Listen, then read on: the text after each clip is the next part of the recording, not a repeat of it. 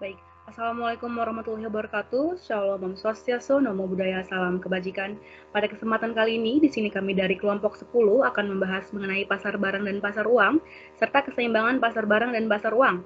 Sebelum masuk ke dalam pembahasan materi, di sini saya akan memperkenalkan diri saya beserta rekan saya terlebih dahulu. Perkenalkan, saya sendiri Inaka Nazalia Fazrin, dan di sini saya bersama keempat rekan saya, yaitu Martin Mervandi, Abel Tarulido, Muhammad Ajul Karim, dan Stephen Krisanzega. Baik, kita akan membahas mengenai pasar barang dan pasar uang, di mana kita akan memulai dengan pembahasan mengenai pasar barang. Nah, di sini teman-teman bisa lihat bahwa pasar barang atau bisa kita sebut sebagai pasar komoditas itu dapat kita definisikan sebagai proses interaksi antara permintaan dan penawaran terhadap barang atau jasa. Nah, dalam hal ini sektor rumah tangga itu berperan sebagai konsumen, di mana nanti mereka akan membeli barang atau jasa yang ditawarkan oleh perusahaan dan membayarnya dengan menggunakan mata uang yang sah. Kemudian apa saja ciri-ciri pasar barang? Di sini bisa dilihat teman-teman ada 4 poin. Yang pertama adalah terdapat calon pembeli dan juga calon penjual. Nah, yang namanya pasar itu udah jelas ya teman-teman. Saat kita memperjualbelikan barang, itu pasti harus terdapat pembeli dan penjual agar lancar transaksi yang akan kita lakukan. Kemudian terdapat barang atau jasa yang diperjualbelikan. Nah, ini juga udah jelas ya teman-teman. Kalau misalnya nggak ada barang atau jasa yang kita perjualbelikan, tempat itu nggak akan bisa kita sebut sebagai pasar. Kemudian yang ketiga adalah adanya sebuah interaksi antara penjual dan juga pembeli. Nah, saat proses transaksi terjadi, itu kan pasti ada yang namanya proses interaksi ya teman-teman. Nah, interaksi ini bisa interaksi secara tidak langsung atau interaksi secara langsung. Interaksi secara tidak langsung itu seperti apa? Nah, misalnya nih, teman-teman kan tahu nih ya, sekarang kan teknologi udah canggih nih teman-teman, apalagi di masa pandemi seperti ini, semuanya kita lakukan serba online gitu. Begitu juga dengan yang namanya belanja ya teman-teman. Teman-teman pasti udah tahu nih e-commerce besar seperti Shopee, Tokopedia, atau Lazada yang banyak dipergunakan oleh masyarakat gitu untuk melakukan transaksi. Nah, saat membeli sesuatu di e-commerce tersebut, itu kan kita tidak face to face atau tidak bertatapan langsung dengan penjualnya kan. Nah, itu bisa kita sebut sebagai interaksi tidak langsung gitu. Kemudian kalau interaksi langsung itu seperti apa? Nah, kayak biasa aja teman-teman misal beli sesuatu di warung atau di mana gitu yang membuat kita harus berhadapan atau harus face to face dengan penjualnya gitu. Nah, itu bisa kita sebut sebagai interaksi langsung gitu. Nah, kemudian poin keempat adalah adanya suatu proses permintaan dan penawaran oleh kedua belah pihak. Nah, proses permintaan dan penawaran ini mencakup mengenai barang atau jasa yang memang diperjualbelikan gitu. Baik, sekian presentasi dari saya, kemudian selanjutnya akan dilanjutkan oleh rekan saya yaitu Abel. Kepada Abel, dipersilahkan. Oke, terima kasih. Jadi selanjutnya kita akan ngomongin tentang macam-macam pasar barang. Di pasar barang tuh dibagi jadi dua. Yang pertama tuh ada pasar barang nyata atau real.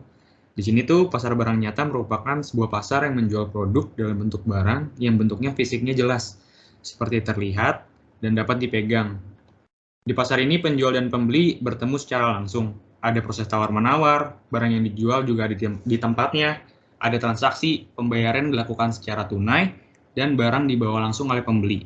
Contoh dari pasar barang nyata atau real ini adalah pasar-pasar pada umumnya kayak pasar Induk Kramat Jati di Jakarta, pasar Beringharjo, dan juga pasar di Yogyakarta, pasar Klewer.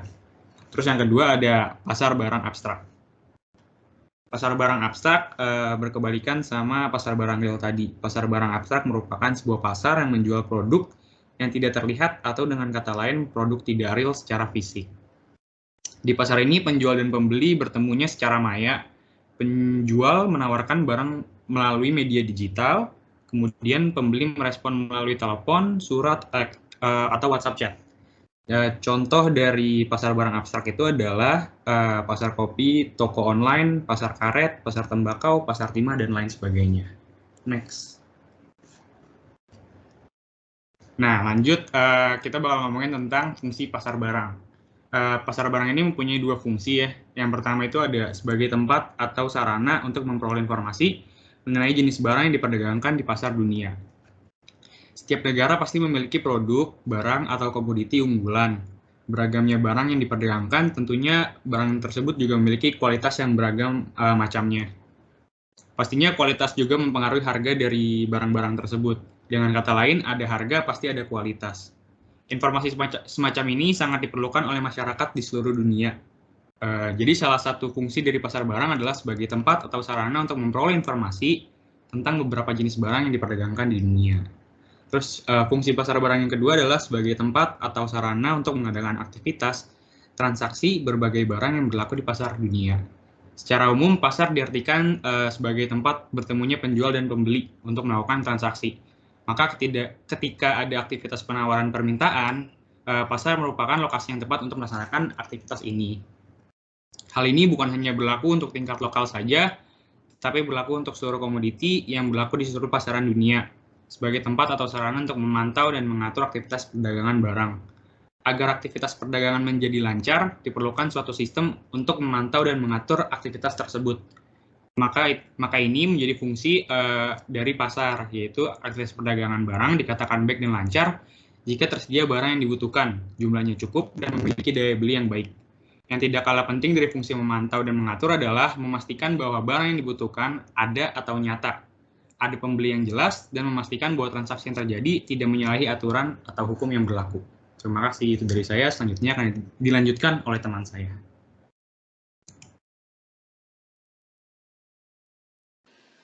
Baik, saya akan melanjutkan presentasi ini. Setelah mengetahui ciri-ciri pasar barang, macam-macam pasar barang, dan fungsi dari pasar barang itu, nah sekarang akan dijelaskan bentuk-bentuk dari pasar barang. Bentuk-bentuk itu ada 3. Oke, next slide.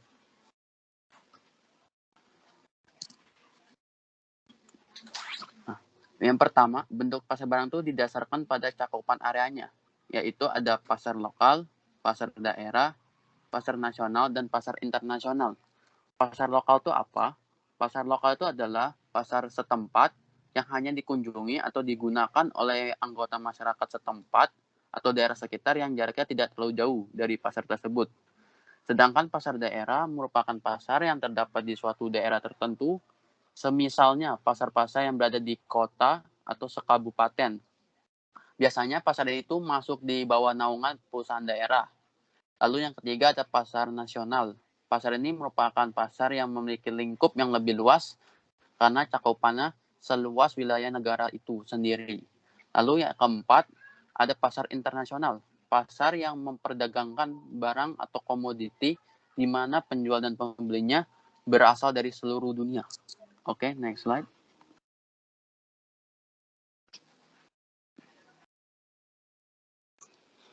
Lalu yang kedua, bentuk pasar barang berdasarkan jenis barang yang ditawarkan, yaitu ada 2. Yang pertama, pasar barang untuk dikonsumsi, dan yang kedua, pasar barang untuk diproduksi.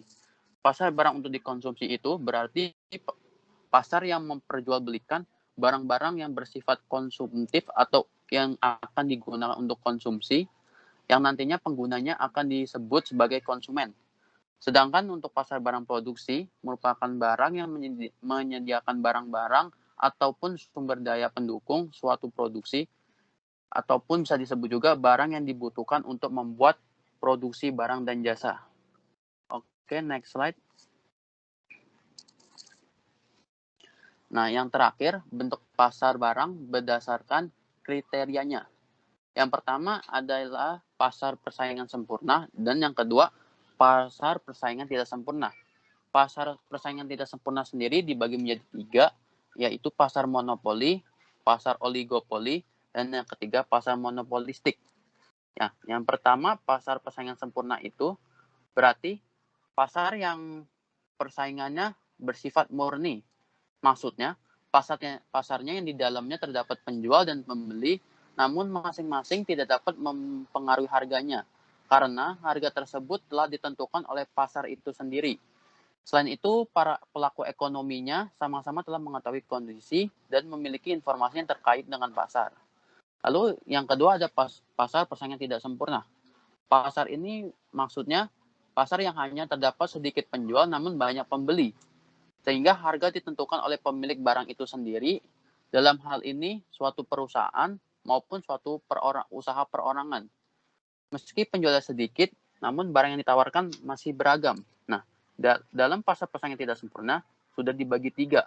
Ada pasar monopoli, oligopoli, dan monopolistik. Monopoli itu apa? Pasar monopoli adalah pasar yang di dalamnya hanya terdapat satu pedagang sebagai pemilik atau pemegang hak jual terhadap suatu produk tertentu yang sudah diatur di dalam undang-undang. Pedagang tersebut disebut sebagai monopolis. Monopolis ini akan memiliki hak untuk menentukan besaran harga jual barangnya sendiri. Contohnya itu seperti PT Pertamina, PLN, dan PT KAI atau Kereta Api Persero. Yang kedua ada pasar oligopoli. Pasar oligopoli merupakan sebuah pasar dengan suatu komoditas yang hanya dikuasai oleh beberapa perusahaan. Perusahaan ataupun penjual di dalam pasar ini yang hanya satu dengan yang lain dapat saling mempengaruhi harganya. Perusahaan yang satu dan yang lain memiliki persaingan yang sangat ketat karena strategi pasarnya dilandasi oleh daya cipta yang tinggi. Jika ada penjual yang ingin masuk ke pasar ini, peluangnya memang sangat terbuka. Sebagai contoh, perusahaan gula, perusahaan penjual mobil dan sepeda motor, penjual rokok, dan lain sebagainya. Lalu yang ketiga, dalam pasar-pasar yang tidak sempurna ada pasar monopolistik. Pasar monopolistik merupakan suatu bentuk pasar yang terdapat beberapa produsen yang menghasilkan barang yang sama atau serupa, namun memiliki perbedaan dalam beberapa aspek, ataupun disebut juga corak. Pada pasar ini, pembeli dan penjual jumlahnya sama-sama banyak. Lalu, masing-masing penjualnya memiliki kekuatan yang sama, sehingga tidak akan ada yang disebut sebagai penguasa pasar untuk menguasai harga barang tertentu. Sebagai contoh pasar ini adalah pasar jasa angkutan, toko kelontong, dan pasar ataupun tukang jasa pangkas rambut. Oke, next slide.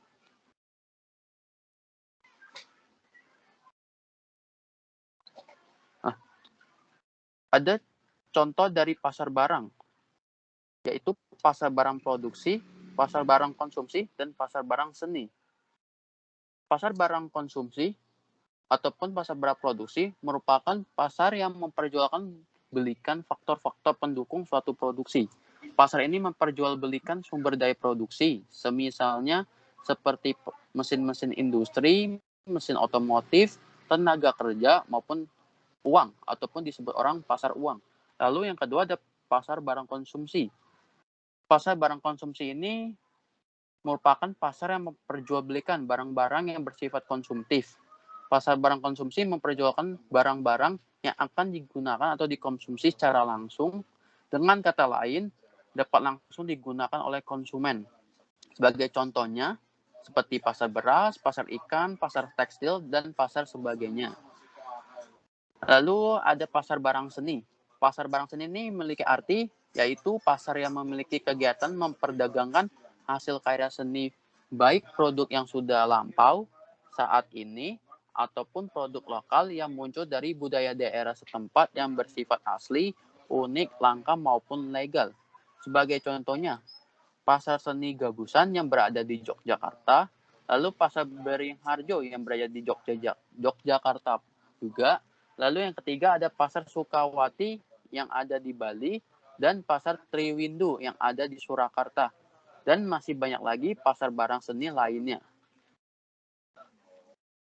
Oke, sekian dari saya. Untuk selanjutnya akan dilanjutkan oleh teman saya. Terima kasih.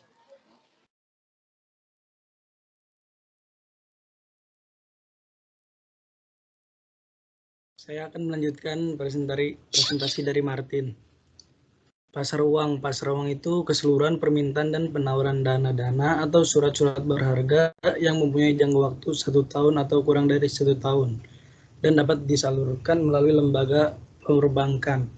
Pasar uang sering juga disebut pasar kredit jangka pendek. Pasar uang juga itu tempat pertemuan antara pemberi dana dengan calon konsumen.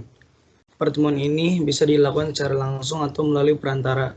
Pasar uang muncul karena adanya interaksi permintaan atau penawaran terhadap sejumlah dana atau surat-surat berharga jangka pendek. Next.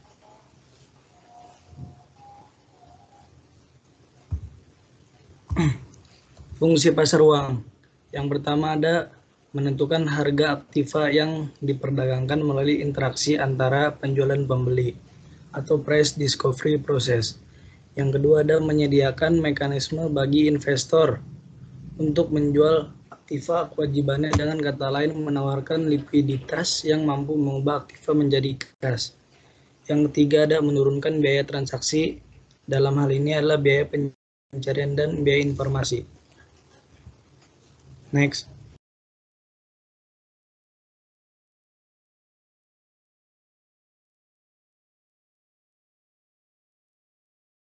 Selanjutnya akan saya jelaskan mengenai ciri-ciri pasar uang.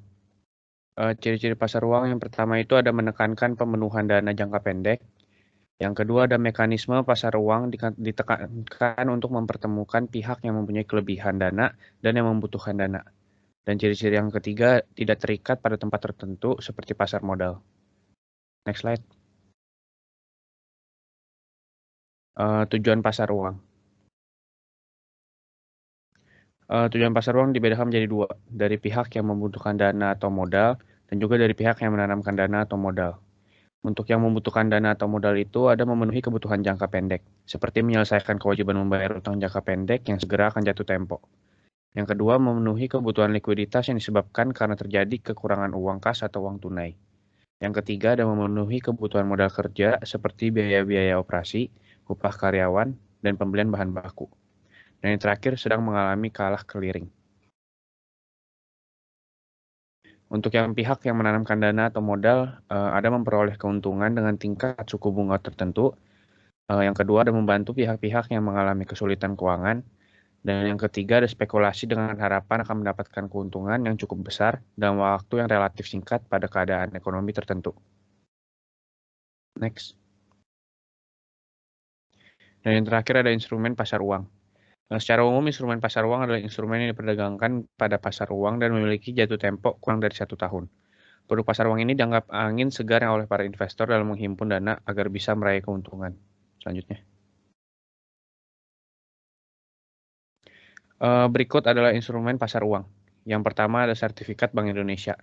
SBY atau sertifikat Bank Indonesia ini merupakan salah satu produksi pasar uang yang berbentuk surat berharga keluaran Bank Indonesia sebagai pengakuan untuk utang berjangka 1-3 bulan menggunakan sistem diskonto bunga untuk imbalannya.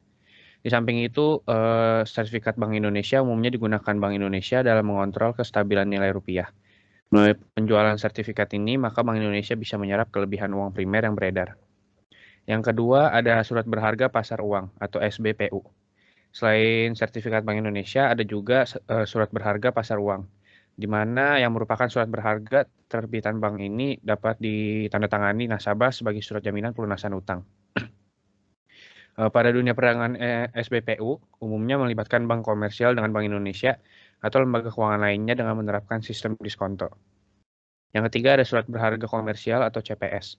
Selanjutnya untuk surat berharga komersial adalah surat utang jangka pendek yang diterbitkan oleh pihak perusahaan yang bertujuan untuk membayar kewajiban jangka pendeknya, seperti utang dagang. Surat berharga ini biasanya diterbitkan tanpa jaminan. Oleh karena itu, perusahaan yang mampu mengambil keuntungan yang baik dari jenis instrumen pasar uang ini adalah perusahaan yang sudah memiliki kredit yang sangat baik. Yang keempat adalah sertifikat deposito. Sertifikat deposito merupakan salah satu produk pasar uang yang bisa digunakan oleh pihak bank untuk meningkatkan modalnya. Sertifikat deposito juga memiliki fungsi yang sama seperti rekening tabungan, di mana pada dasarnya kita meminjam sejumlah dana pada pihak-pihak bank. Dan yang kelima ada Banker Acceptance atau BA. Banker Acceptance adalah produk pasar uang yang kemunculannya dikarenakan adanya perdagangan luar negeri, baik itu ekspor maupun impor. Banker Acceptance ini biasanya berbentuk wesel berjangka dengan cap accepted yang bisa diperjualbelikan di pasar uang.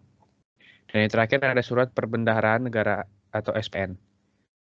Surat utang negara atau SPN ini adalah produk pasar uang yang berbentuk surat berharga dan berupa surat pengakuan utang dalam mata uang rupiah maupun valuta asing yang dijamin pembayaran bunga dan pokoknya oleh negara Republik Indonesia sesuai dengan masa berlakunya.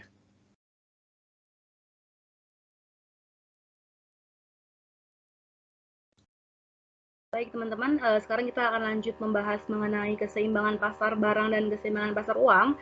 Di sini teman-teman bisa lihat ada peta konsep mengenai keseimbangan pasar barang dan pasar uang. Nah di sini jadi kita akan membahas mengenai keseimbangan pasar barang dan keseimbangan pasar uang, di mana dalam kedua keseimbangan tersebut nantinya kita akan membahas mengenai keseimbangan ISLM dan juga grafik keseimbangan ISLM. Nah, di dalam grafik keseimbangan ISLM, setelahnya kita akan membahas mengenai dampak kebijakan fiskal terhadap keseimbangan ISLM dan juga dampak kebijakan moneter terhadap keseimbangan ISLM. Baik, selanjutnya akan dilanjutkan oleh rekan saya, Martin, dipersilakan. Baik, selanjutnya mengenai keseimbangan IS dan LM atau grafik IS dan disebut atau LM. Keseluruhan bagian dari model IS-LM dapat disimpulkan sebagai berikut seperti yang di PPT. Y sama dengan C dalam kurung Y dikurang T ditambah I dikurang R kecil ditambah G. Itu untuk grafik IS. Sedangkan untuk grafik LM bisa dihitung melalui L dalam kurung R, Y. Nah, keseimbangan IS dan LM dapat diterapkan pada model perekonomian 2 sektor, 3 sektor, dan 4 sektor. Pada model perekonomian 2 sektor, hanya ada fungsi konsumsi atau dilambangkan dengan C dan investasi dilambangkan dengan I besar. Pada model perekonomian 3 sektor, fungsi konsumsi C besar dan investasi juga dipengaruhi oleh pengeluaran pemerintah yang dilambangkan dengan huruf G. Sedangkan pada model 4 sektor ditambah lagi dengan huruf X besar, yaitu berarti ekspor, dan M besar yang berarti impor. Oleh karena itu, keseimbangan perekonomian merupakan titik di mana kurva IS dan LM saling berpotongan. Titik ini memberikan tingkat bunga R kecil dan tingkat pendapatan yang dilambangkan dengan Y besar yang akan memenuhi kondisi untuk keseimbangan baik dalam pasar barang maupun pasar uang. Nah, untuk arti dari kurva IS dan LM sendiri merupakan gabungan dari kurva IS dan LM yang akan menunjukkan relasi antara tingkat suku bunga yang dilambangkan dengan R kecil dengan income yang dilambangkan dengan Y besar dan nantinya akan merepresentasikan berbagai kombinasi equilibrium di pasar barang dan pasar uang. Oke, next slide. Nah, berikut merupakan contoh dari grafik yang merupakan grafik IS dan LM. Keseimbangan di pasar barang akan ditunjukkan yaitu bahwa peningkatan tingkat suku bunga dari OI aksen ke OI aksen kedua yang akan mendorong terjadinya penurunan output dari 0Y ke 0Y aksen yang dapat dilihat di sesuai grafik.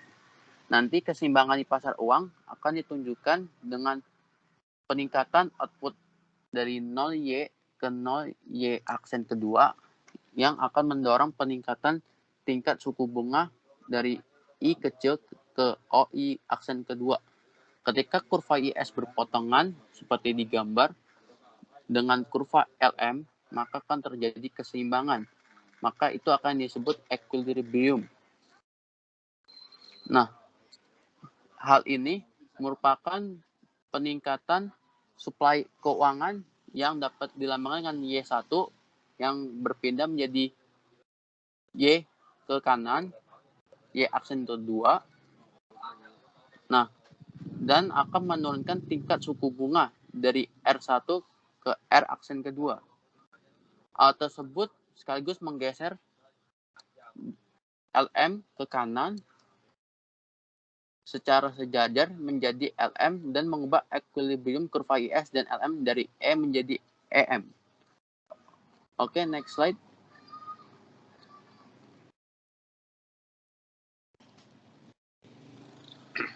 Nah, selanjutnya terkait dengan pergeseran keseimbangan. Pergeseran tetapi ini masih mengalami keseimbangan. Namun dari jumlah Y yang pertama dan R atau tingkat bunga pertama akan bergeser ke kanan menjadi Y2 karena output akan semakin besar dan tingkat bunga akan semakin besar. Mengapa demikian? Karena peningkatan government spending atau pengeluaran pemerintah sebesar G besar akan mendorong kenaikan income. Nah, hal tersebut secara simultan menggeser kurva IS yang berwarna hijau muda tersebut diikuti dengan kenaikan tingkat suku bunga dari R1 ke R2. Nah, nantinya akibatnya equilibrium kurva IS dan LM bergeser dari E ke E aksen yang akan berwarna merah, IS aksen. Nah, untuk gambar yang kedua merupakan penurunan belanja pemerintah sebesar G besar yang akan mengurangi income dari Y pertama ke Y3 ke kiri. Nah, kurva IS sendiri pun ke kiri secara sejajar menjadi IS aksen yang dilambangkan dengan hijau tua dan IS yang awalnya dilambangkan dengan garis berwarna hijau muda. Nah, tingkat bunga sendiri akan turun menjadi R3 yang awalnya di R1. Nah, ini menjadi equilibrium yang baru melambangkan E aksen kedua. Oke, next slide. Nah, selain yang tadi, pergeseran keseimbangan akan juga diakibatkan dari peningkatan jumlah uang yang beredar. Peningkatan money supply dari Y1 menjadi Y4 akan menentukan tingkat suku bunga dari R1 ke R4. Nah, yang tadinya awal equilibrium dilambangkan dengan LM dan IS yang berwarna biru dan hijau menjadi equilibrium yang baru bersinggungan menjadi oranye dan dilambangkan dengan warna coklat ke kuning-kuningan. Dan yang kedua, pergeseran ini diakibatkan dari penurunan jumlah uang yang beredar. Dan jumlah uang yang beredar ini dari Y pertama dengan menjadi Y kelima ke kiri yang mengakibatkan pada tingkat suku bunga dari R1 menjadi R5 turun tingkat bunganya.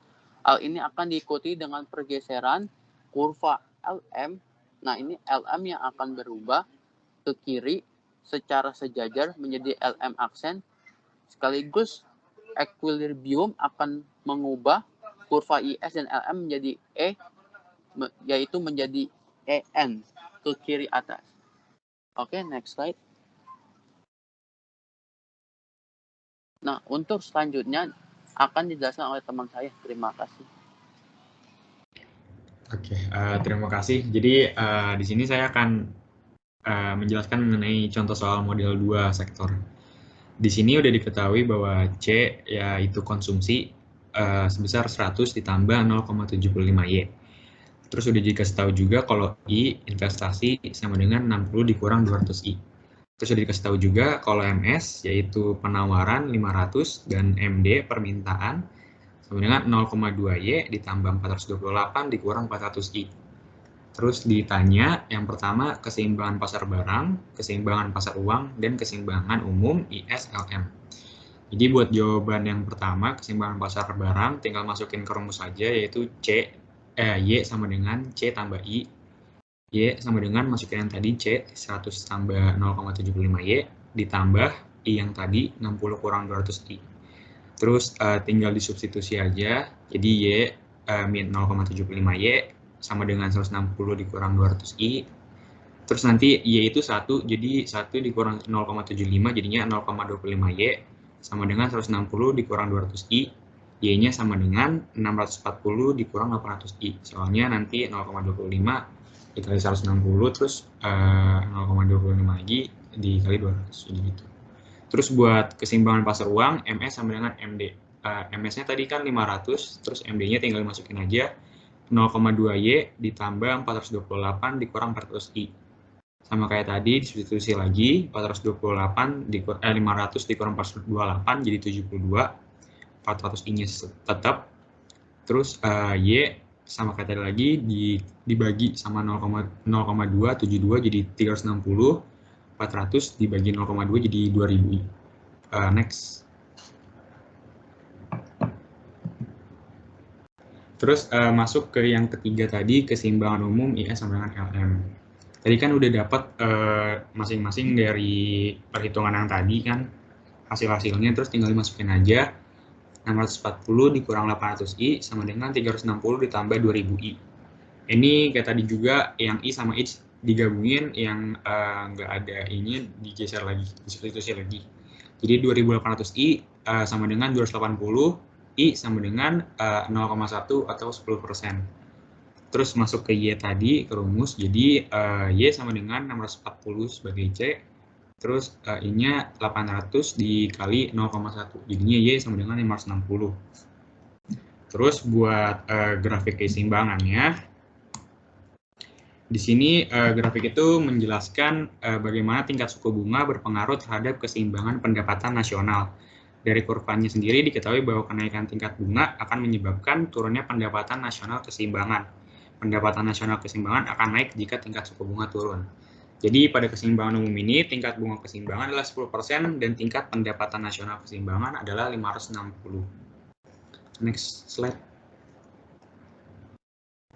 Iya, selanjutnya untuk contoh soal model 3 sektor akan dijelaskan oleh teman saya. Terima kasih.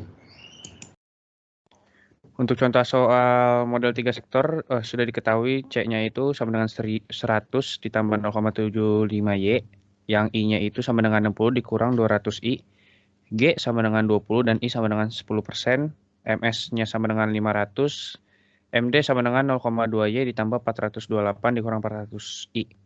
Di sini ditanya keseimbangan pasar barang, keseimbangan pasar uang, dan keseimbangan umum IS dikurang LM. Untuk mencari keseimbangan pasar barangnya kan Y sama dengan C ditambah I ditambah G. Sehingga Y sama dengan 100 ditambah 0,75Y ditambah 60 dikurang 200I ditambah 20. Y sama Y dikurang 0,75Y sama dengan 180 ditambah 201.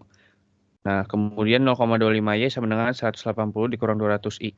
Di sini 0,25 membagi 180 sehingga mendapat hasil 720. Dan kemudian 0,25 membagi 200 sehingga mendapatkan angka 800. Jadi Y sama dengan 720 dikurang 800I. Next. Apabila kurva LM tetap, maka keseimbangan umum menjadi IS sama dengan LM. 720 dikurang 800I sama dengan 360 ditambah 2000I.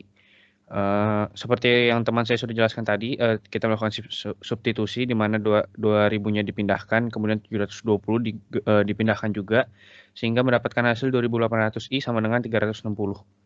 Yang kemudian kita lakukan pembagian di mana 2800 dibagi 2800 dan 360 dibagi 2800, sehingga akan ketemu I sama dengan 0,129.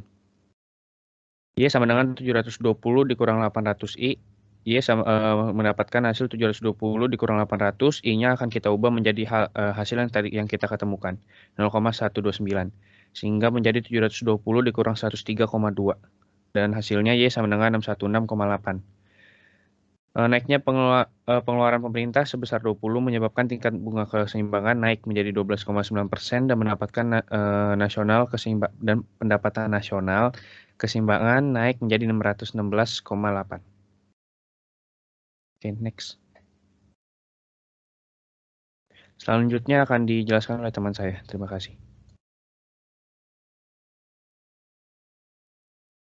Oke, selanjutnya kita akan membahas mengenai dampak kebijakan fiskal terhadap keseimbangan pasar barang. Di sini teman-teman bisa lihat ada grafiknya yang berbentuk huruf L. Nah, jadi dampak pengeluaran pemerintah yang ekspansif atau fiskal ekspansif ini menyebabkan kurva IS bergeser ke kanan.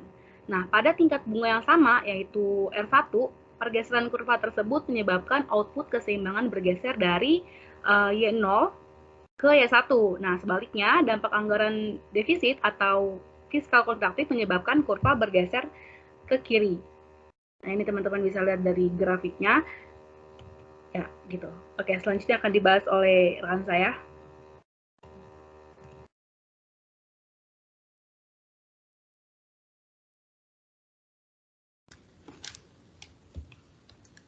Selanjutnya ada dampak kebijakan moneter terhadap keseimbangan pasar uang. Kontraksi moneter atau pengetatan moneter berhubungan dengan penurunan penawaran uang. Ketika terjadi peningkatan penawaran uang tersebut disebut juga ekspansi moneter.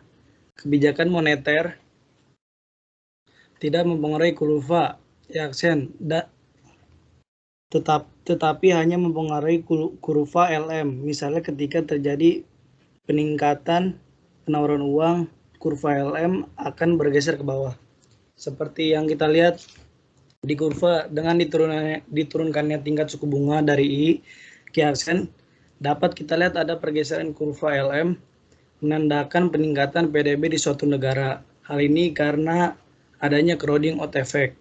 Crowding out effect itu efek jangka panjang dengan penurunannya suku bunga akan meningkatkan pendapatan di jangka yang panjang. Sekian dari kelompok 10. Jika ada kesalahan mohon dimaafkan.